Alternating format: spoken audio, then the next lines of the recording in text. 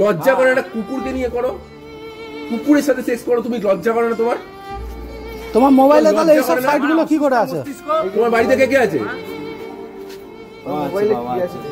মা মেয়ে তো। হ্যাঁ আমি দেবো তোকে, কি ভেবেছিস তুই এখান থেকে পুরুত করে বেরিয়ে যাবি? মেয়ে নয়, কেউ বলবে না, স্বীকারোক্তি নেই, রেপ নেই। কুকুরকে করেছি, কুকুর তো বলবে না কুকুর কোথায় ধাওয়া হয়ে পালিয়ে গেছে, আমি বেঁচে বেরিয়ে যাবো? ওরে শুয়োর, তোকে পরিষ্কার কথা বলছি শোন, গরম করাস না, যত গরম করাবি তোর আছে, তোর টোটাল ছবিটাই আছে। যদি তোর মুখ দিয়ে না শুনি তাহলে ওই ছবিটাই কথা বলবি।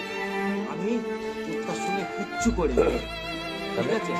এখনো বলবো, মরে যাব, মরার আগ পর্যন্তও বলবো।